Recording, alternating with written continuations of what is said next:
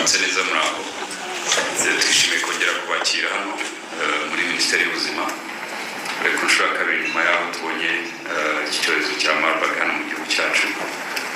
Twifuza kujya tubagezaho amakuru yose n'ibiteganwa kugira ngo dufatanye mu rugamba, kandi turabashimira cyane ko kuva ku munsi wa mbere mwabaye abafatanyabikorwa beza, mwatangaje amakuru akwiriye ndetse mwafashije abatwumva haba mu Rwanda haba no mu mahanga kugira ngo icyorezo kibayeho twese dutsinde. Gutsinda icyorezo nk'iki rero habaho gukorera mu nguni nyinshi, hari kugipima, hari gushaka abahuye nacyo, hari kukivura, ariko hari no gutanga ubutumwa n'amakuru yizewe, ari nacyo uyu munsi turi gukora. Kuko icyo kidakozwe n'ibindi ntabwo bishobora kugerwaho. Kugeza uyu munsi rero icyumweru kirenzeho iminsi mike virusi ya Marburg igaragaye, imaze gukorwa bitanga icyizere yuko ushobora kuzayitsinda vuba, ariko by'umwihariko hari ibishya byagiye bigaragara mu masaha ashize, ari nabyo twifuza kubagezaho uyu munsi, byaba mu bijyanye no kuvura ndetse no mu bijyanye no gukingira. Imibare yo turayibaha n'ubundi buri mugoroba, nta cyahindutse kugeza iyi saha ugereranyije n'iyo twaraye dutangaje. Icyorezo cyatangira hamaze kugaragara abantu 46 basanganywe uburwayi bwa Marburg virusi.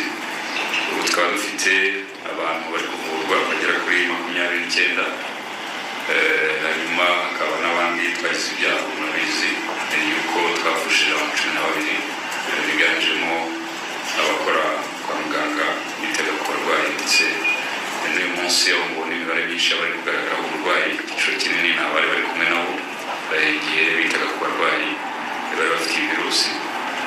Mu minsi yabo ya nyuma aho usanga n'aya matembabuzi tuvuga kuyirinda bitari byoroshye, ku barwayi bahabwaga ubufasha bwa nyuma bita na reanimation cyangwa se resuscitation. Naho usanga itsinda ry'abaganga twabonye barwaye abenshi bari hamwe, niyo bagize imibare minini muri kubona. Turabona rero ni icyizere kuko hari abarwayi 5 bakize, ndetse uyu munsi twizeye yuko tuza no kugira abandi bashobora kugira igipimo cya nyuma, kuko kugira ngo twemeze ko umurwayi yakize nuko akorerwa ibizamini bibiri byitwa PCR. Hagati y'ikimwe n'ikindi hagakorwamo hagacamo amasaha 12, amasaha 72 musore afatirwa buri munsi. Cyaba negative tugategereza amasaha 72 tugakora ikindi cya kabiri. Icyo gihe aba yakize iyo virusi, ariko na nyuma yaho hari uburyo akomeza gukurikirana. Ubu rero aba 5 baciye iyo nzira yose bamaze no gutaha, ndetse hari abandi turi buze twizeye ko uyu munsi nabo hari ibipimo byamaze gufatwa bya kabiri, hari byamaze gupima bigaragaza ko hari n'abandi bashobora gutaha cyangwa gukira uyu munsi. Biratanga icyizere yuko ubuvuzi nubwo indwara yica abantu cyane, ariko n'ubuvuzi iyo butanzwe kare hari umusaruro ushobora kuvamo. Kugira ngo n'abarwayi bumvikane gupima abantu benshi, turi gukora ibipimo mu by'ukuri. Ubundi iki kizami cya PCR ntabwo cyagenewe gukora ibipimo byinshi cyane, ntabwo ari mu rurimi rw'amahanga, ntabwo ari mass screening test nk'uko babivuga mu Cyongereza. Ni ikizamini ubundi kiba gishaka kwemeza ibindi, ariko murabizi ko test zihuse z'indwara zitari ziri ku isoko nazo turi gushakisha uburyo abari kuzikora ku cyiciro cya nyuma nazo twabasha kuzibona zizwi nka rapid test. Ntabwo biragera aho ngaho, icyizere nacyo kiri mu minsi imbere ahari tuzaba twaratsinze n'iki cyorezo. Tumaze gukora ibipimo rero birenga 1700 uyu munsi, ushobora no kugera hafi muri ibyo 2000, ku buryo uko upima abantu benshi nako ugira icyizere ko ntacyo gucika. Bivuga yuko hari na contact zose tuba dushaka gukurikirana, hari n'abashobora gupima inshuro imwe.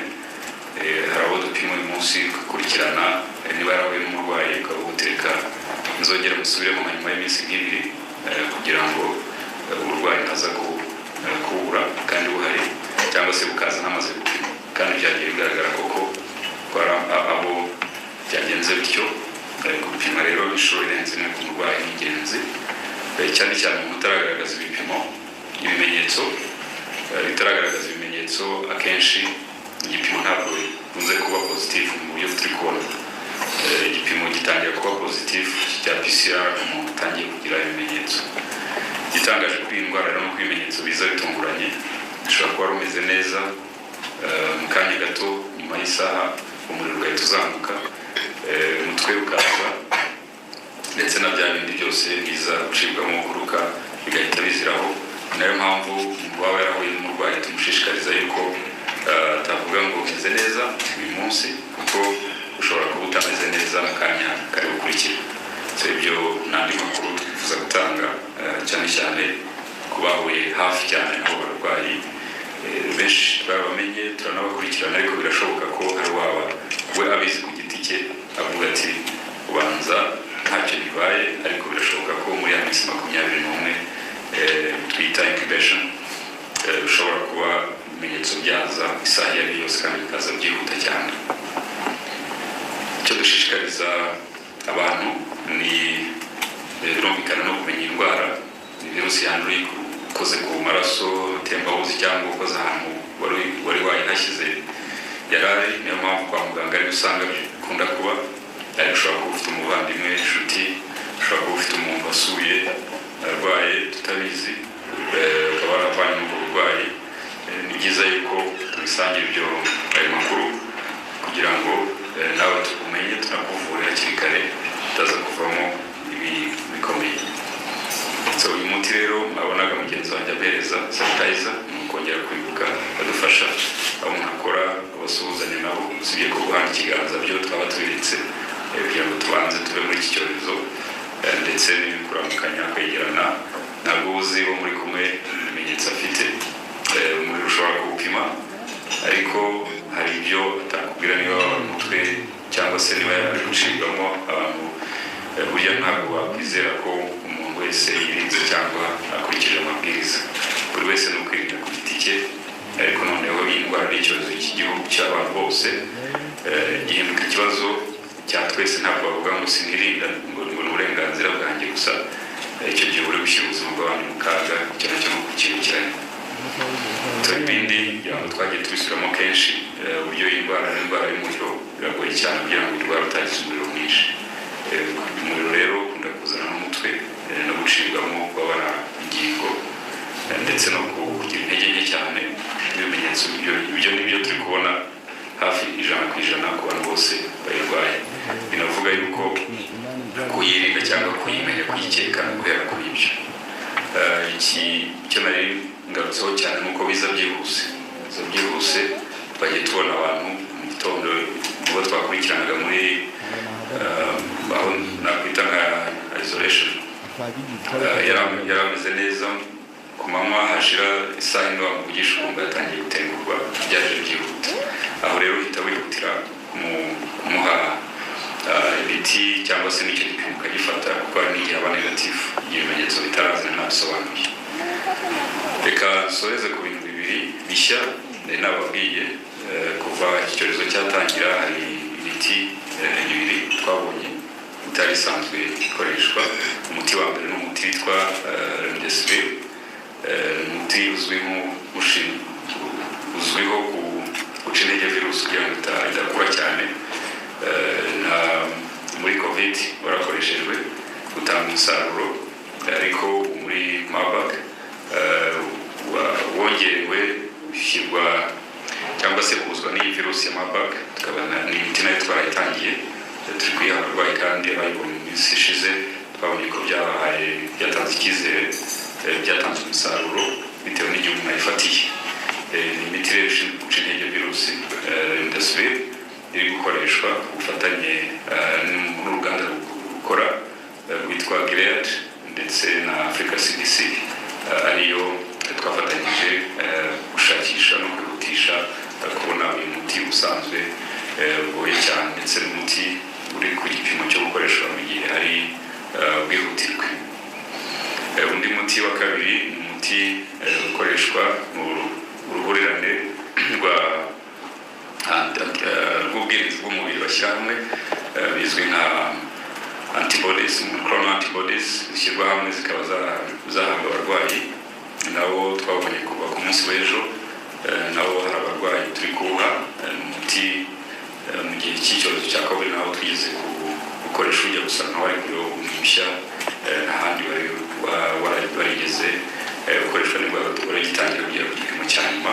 Twagize amahirwe rero ku bufatanye n'abafatanyabikorwa bacu muri Leta Zunze Ubumwe za Amerika aho umuti wakorerwaga, nabyo tugira ngo tubabwire ko nawo watangiye gukoreshwa nubwo doze dufite atari nyinshi byoza, ariko hari abo ziri buze gufasha abarwayi ba mbere bamaze kuzibona. Ikindi turi gukoresha cyane cyagiye kinagarukwaho ni inkingo, vaccines, inkingo zageze hano mu gihugu cyacu mu ijoro ryakeye, zikaba zamaze kugenzurwa n'ababishinzwe hano mu Rwanda ndetse ikigo cy'igihugu gishinzwe gukingira muri RBC bakaba bamaze kuzisuzuma, kuzitegura n'ibijyana nazo byose ku buryo buri munsi tuza gutangira gukingira abantu bari kuri risike kurusha abandi bashobora kwibasirwa n'iki cyorezo cya Marburg kurusha abandi. Harimo abaganga bari kuvura Marburg, aho turi kuvurira hari n'abari mu bitaro bahuye n'iyi virusi n'abahitanwe cyangwa se barwaye, abo nibo bihutirwa cyane. Ariko abakora ahantu bakunda kwibasirwa na Marburg cyane cyane nko muri za ICU, haza abarwayi barembye, kuri za emergency, ahantu haza n'umuntu waza wese yaba afite iyo Marburg umwakira kuri kuba afite ubwirinzi bwisumbuyeho, ndetse n'abakora muri za ambulance bajya gutabara igihe baba bahamagawe.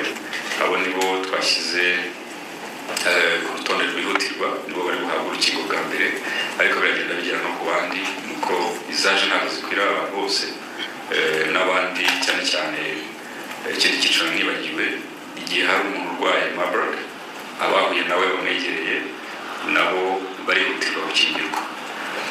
Babyita ngo ring vaccination, gukingira usa nk'urinda umuntu wahuye n'iyo virusi kugira ngo utanguranwe nayo, ku buryo umuntu umaze kubona urukingo mu minsi mike ya mbere, ibiri mu masaha ya mbere, abiri ku minsi kugera kuri 3, umubiri uba wamaze gukora ubudahangarwa ku buryo wakwirinda iyo virusi.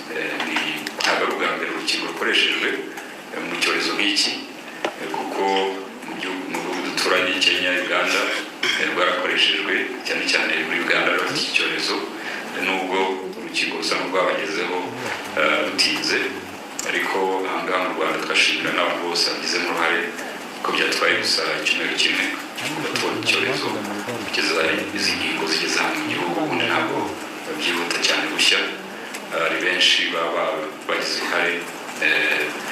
Dushimira n'abarokora, abafatanyabikorwa ndetse na mugenzi wanjye wa OMS uri hano amaze kubivugaho, baradufashije kugira ngo izi ngingo zibashe kuza. Ikihutirwa rero ni uko tuziha abo zigenewe, niyo mpamvu twifuzaga ko zigera mu ijoro zigahita zitangira gukoreshwa mu gitondo. Buri gutegurwa mu kanya makuru maze kuyagezwaho iya gahunda yose yo gukingira nk'uko izagenda. Twizeye yuko